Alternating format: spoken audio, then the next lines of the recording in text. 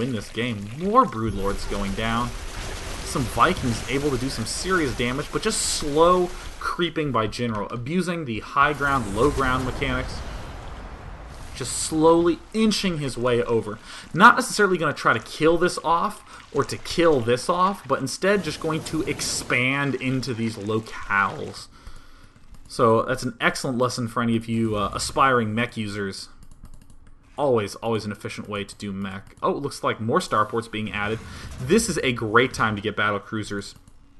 Ravens are a little bit more popular if any of you watch the series between QXC and it was either Slush or Chef. One of those SHE Zergs over there on the US server, where QXC just eventually just got so many Ravens and Vikings that, you know, everything was Hunter-Seeker missiled. But of course, I'm a fan of the battlecruiser because you will note that it is a battlecruiser, so that's always going to be fun. And just a gigantic army by Lalush moving in here. Oh god, the wall off. Oh, the good old offensive command center. Really need to send those corruptors in a little bit earlier. Corruptors are just incredible at killing off Vikings when they shoot, when they actually fire bullets or acid or, you know, larva balls or whatever they're called. I mean, actually, what are they called? Let's look these up. I'm gonna guess it's acid spore. It's parasite spore, something like that. Yeah. But I mean, oh god, just not controlling these corruptors very well at all. Really needs a fungal growth off on those. Jinro can control that range 9 so well, and with that absurd number of Thors, it's going to be very hard to pierce in there. This is becoming an increasingly difficult situation for Zerg, is how to deal with Terran when he gets to this point in the game. And the answer is screw him up before then by having the whole map and abusing the immobility of the Terran. Immobility. You want to abuse the immobility. Looks like we'll be killing off one Viking. That's going to go down. These Ultras are just kind of sitting here telling stories to the other small children around, the other Zerg units. But can't really do a big attack because his choke point is just so tight. I'm really interested to see who will win this game. Jinro didn't actually tell me. And if he did, then god, Jinro, spoilers, man. But yeah, look at this. Getting to this expansion when he can.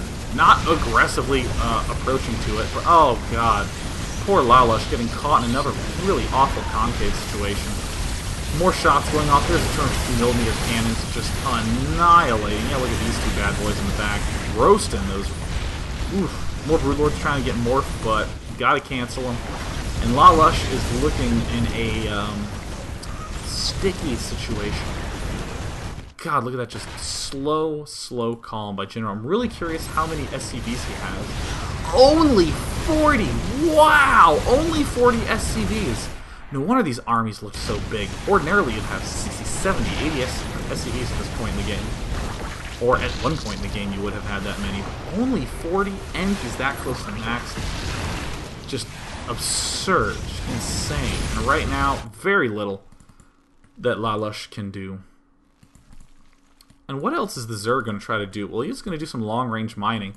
And yeah, exactly. You could have expanded here years ago. You also could have killed this off years ago.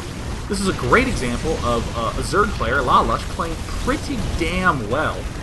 But if you just push it a little bit more and try to abuse the mobility, you can end up winning games where you have this feeling of a huge lead.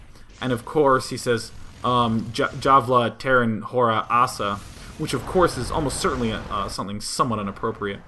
My Swedish is not great. In fact, I don't actually know how to say anything. Oh, and this is actually Inte Einar Harten av en bra match. That's actually Swedish for good game. So, I mean, I just think this is a stunning example of how to just carefully, slowly maneuver your mech army to take a lot of expansions and just generally be passive. And whenever you do take the expansions, expand towards where you want to attack. That's right. Expand towards where you want to attack. That's right. Day 9. Always appropriate on the air. But if you expand along the direction of attack, it's so much easier to defend as mech. If you have one of these more mobile armies where you're trying to be fluid and you want a lot of space, you want to be able to back up and swell forward, then yeah, you can sort of expand there, but not with mech where you are really immobile, and any idea of pulling back is pretty much suicide. And likewise for the Zerg, just get that creep, get those that fungal growth up and all that good jazz. So I am going to wrap up the Day 9 Daily. I'm going to take a few questions. I do want to say that please invite all your friends to the countdown party. There's a Facebook group about it. Look up Day 9 Countdown Party. And invite all your friends, invite everyone you've ever known. Go to your friends list and invite every single human being you know to this party. I seriously want, like, awaiting reply from 20,000 people. That would be perfect. Please tell everyone you know. If you are in a school newspaper, because your school runs in the middle of July, if you're in a school newspaper, write an article about that and link to that Facebook group. I want everyone involved. Once again, I'm having a huge, gigantic 12-hour live StarCraft 2 Countdown Marathon. It's going to be at Harvey Mudd College on July 26th. Show up. So yeah, let's go ahead and take just 2 questions because that was a 47-minute long game. Bam! So I will take just these questions. Just dos questionos. Yeah, Kodokan says, Day 9, do you think a combination of Frenzy and Transfuse would make mass Ultralisks a strong option? Absolutely. And that works a lot better if there's creep spread everywhere. If you don't have the option to, for creep, suck the queens up into an Overlord, and then spit them back out, and then transfuse onto the Ultralisks. Absolutely, I think going to be an increasingly essential option is microwing your units like that. But that is definitely a way to strengthen the Ultralisks, because in Brood War, the Ultralisks were good because they were so fast and could get everywhere at once. And right when your opponent was worn down, the Ultralisks could go into battle and do a damn good job. But in StarCraft 2, they're kind of these anti-mech killers, and they're designed that way. So their other abuses against mech aren't as present. In particular, the speed, unless you have creep everywhere. So freaking get creep. So I definitely, absolutely, indubitably love that. So here's a great question by Icy Cup Elu, who says, Day 9 against Terran, I have issues with my third base placement on Kulas Ravine. The gold is risky. The third on the cliff usually means annoying Reapers. Should I try the Nat Expo past the rocks or look at Terran units?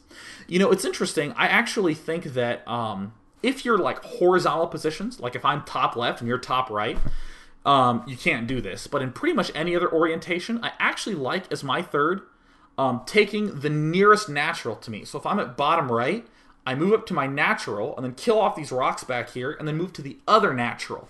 So I kind of have these really close bases that are linked by this back door. And there's one cliff I need to worry about because those two naturals share that one cliff. So it's a little bit easy if you have a nice, good, fluid army movement. And you can easily set yourself up to take the other main.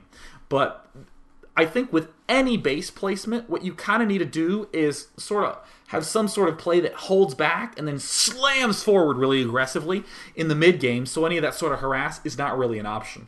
So that's what we saw with Zerg in this game. Held back a little bit, and the Zerglings sort of pushed down the Hellions, and the Hydralisks shut down the Viking harass, and then the Zerg expanded a lot during that period of time. Even got the Infestors to deal with the Vikings a little bit more, but then just expand, macro. So I'm going to take one more question, and I did want to say, once again, 151 is being fixed as we speak. It was screwed up a little bit yesterday, but it will be repaired. Oh, I'll take this and one more question. Paraxis says, what is that black and white picture in the background? It's a picture of all the Winnie the Pooh characters just going, and I put it right next to where I dress in the morning, and I think that is hilarious because I like having entertaining ways to just entertain my day. Yeah.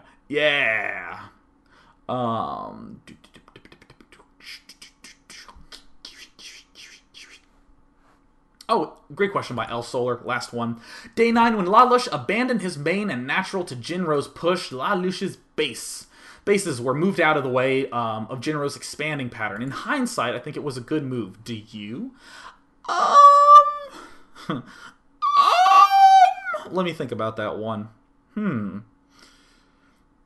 I don't mind the idea of a main sack. It's kind of a little bit tough to really engage that. I mean, I think it's kind of smart to consider, well, I guess I'm just not going to get my main this game, and kind of just orienting your buildings towards the other end of the map.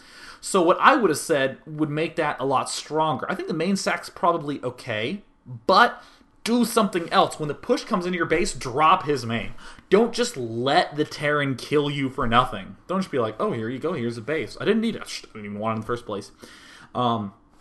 And in addition to that, just having Nidus Worms around a lot are going to be really helpful. Because hell, if you had half your army in a drop, the other half of the army by a Nidus Worm, and you move forward with all these Overlords and put a Nidus Worm here, then, I mean, she's just going to have a lot of trouble managing all those locations. Nidus Worms build really, really fast.